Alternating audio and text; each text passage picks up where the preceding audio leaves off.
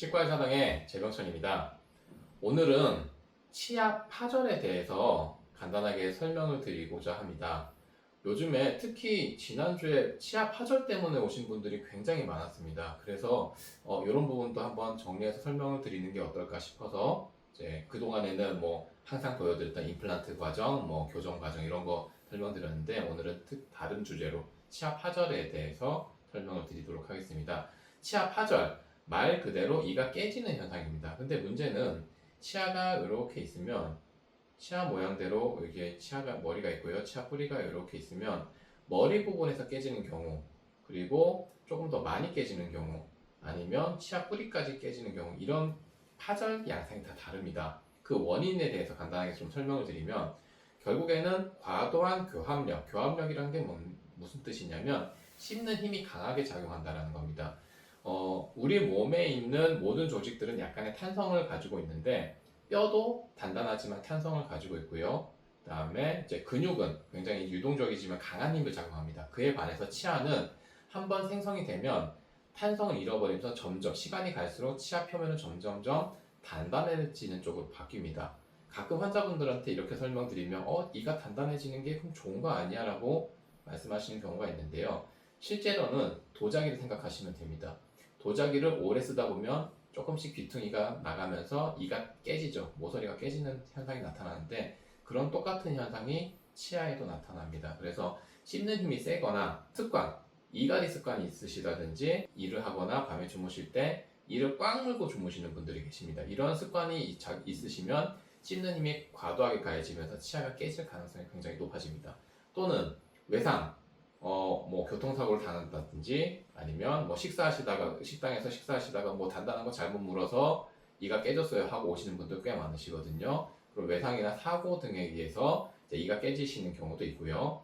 그리고 또 하나, 과거 수복물주의, 수복물이라는 건 옛날에 치료를 받았다는 겁니다. 옛날에 치료를 받았던 치아 주변으로 미세균열이 누적이 되면서 이가 깨지는 경우도 있습니다. 대표적으로 진료실에서 볼 수 있는 세 가지 패턴에 대해서 한번 간단하게 설명을 드릴 텐데요. 이게 문제가 치아가 깨지면 치료 방법이 마땅하지 않습니다. 잘 해야 크라운 치료, 신경 치료하고 크라운 치료가 치아를 살릴 수 있는 거의 유일한 방법이라고 보시면 되고, 심각한 경우에는 발치하고 임플란트까지 진행이 되는 경우도 흔히 있습니다. 그래서 이제 조금 경각심을 불러일으키기 위해서 이런 것도 좀 조심하시라고 지금 설명을 드리는 건데요. 과도한 교합력, 저작근이 굉장히 발달하신 분들이 있습니다. 이런 식으로 흔히 말해서 사각턱이라고 하죠. 근데 이런 분들은 여기 있는 사각턱만 발달이 된 게 아니라 이쪽 부분도 이제 관자놀이 있는 부분도 다 씹는 근육에 작용을 하는 저작근입니다. 이런 부분들도 같이 발달하고 광대뼈도 같이 발달합니다. 지금 체크해드린 부분들이 전부 씹을 때 작용하는 저작근인데요. 씹는 거 좋아하시는 분들이 계세요. 마른 오징어, 육포, 삼겹살 드실 때 죽어라고 오돌뼈 드시는 분들 계십니다. 그런 분들 저작근이 발달하고 혹은 선천적인 요인도 있습니다.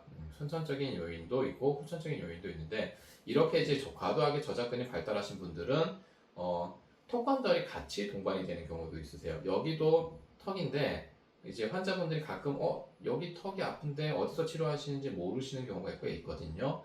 여기 턱이 아프실 때도 치과로 오시는 거 맞습니다. 퇴행성 관절염, 이제 턱관절에도 퇴행성 관절염이 옵니다. 그 턱관절 질환도 같이 동반이 되는 경우가 흔히 있기 때문에 이런 경우에는 이제 보톡스 주사라든지 아니면 스플린트 그리고 식습관 개선을 통해서 교합력을 줄여줘야 됩니다. 그러니까 단단한 거를 좀 덜 씹으면서 씹는 힘을 좀 줄이는 방향으로 치료가 돼야 되고요.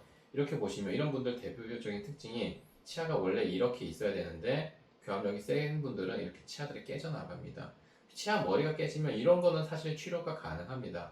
크라운을 해가지고 더 이상 깨지지 않도록 보강해 주시면 되는데 옆에 있는 엑스레이처럼 이게 실제 지난주 환자분 사진이거든요. 임플란트 하셨는데 치아 뿌리 자체가 완전히 박살나가지고 따로 노는 경우, 이런 경우 여기도 지금 다 치아 뿌리가 깨져 있는 상황입니다. 이런 분들이 흔히 있습니다. 그래서 환자분들한테 씹는 힘이 세세요 이렇게 말씀을 드리면은 환자분들이 다 아닌데 나 그런 거 안 먹는데 이렇게 얘기하시거든요. 근데 그걸 보시고 교근 여기 이제 교근이고 여기만 이제 주사를 맞으시는 게 아니라 여기 이제 전체적으로 이제 씹는 힘의 균형을 이제 줄여야 되기 때문에 전체적으로 이제 교합력을 줄이는 방향으로 조금 이제 치료를 받으시는 게 치아 건강을 위해서 그리고 턱관절 건강을 위해서 유리한 방법이다라고 말씀을 드릴 수 있습니다. 두 번째는 비슷한 개념인데요. 너무 단단한 거 질긴 거 이렇게 드시다 보면요 이가 깨집니다. 운이 좋아서 치아 머리가 이렇게 깨지면 이 정도는 치료가 가능합니다. 근데 수직 파절이라고 해서 이 정도 깨지는 거, 이 정도까지는 한번 신경 치료하면서 살려서 써보는 시도를 좀 해볼 수는 있는데요.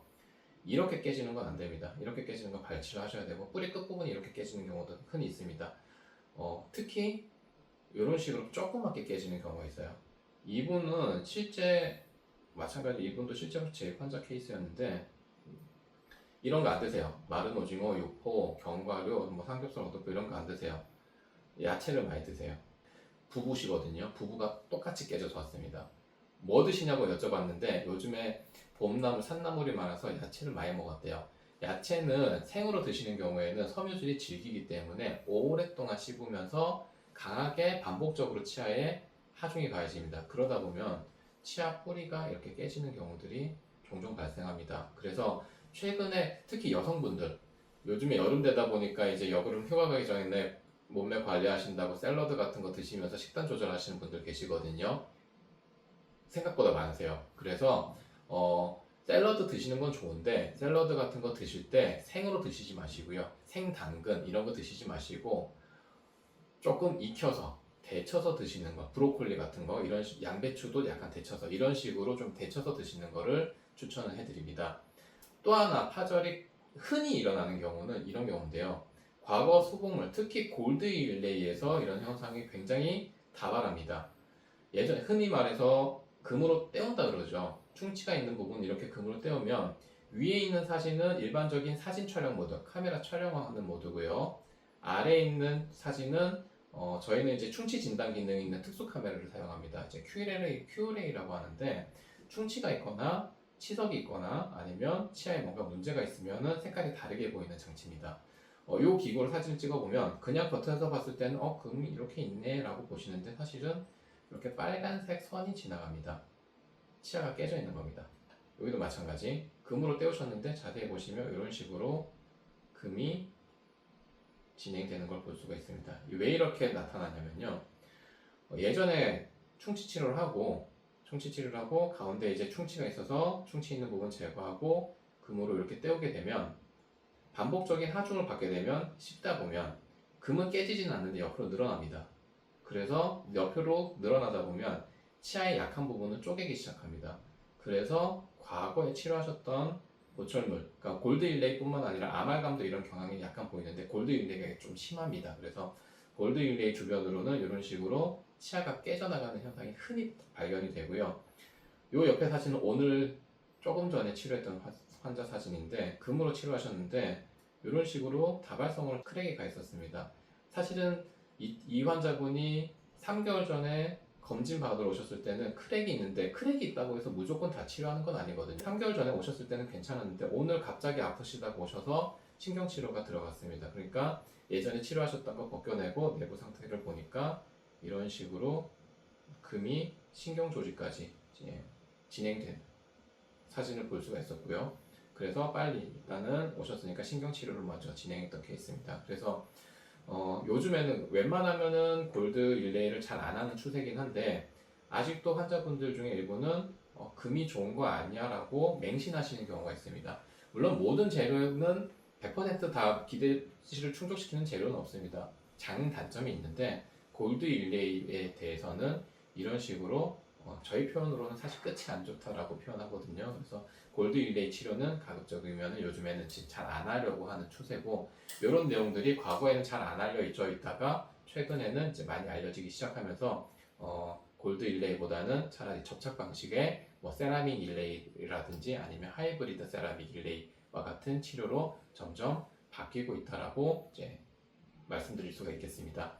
오늘은 조금 길게 설명을 드렸는데 치아 파절에 대해서 다양한 종류의 치아 파절에 대해서 설명드렸고요.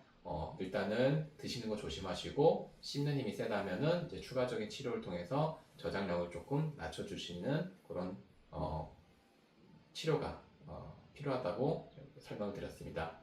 오늘은 여기까지 마무리하겠습니다. 치과의사당의 지명천이었습니다.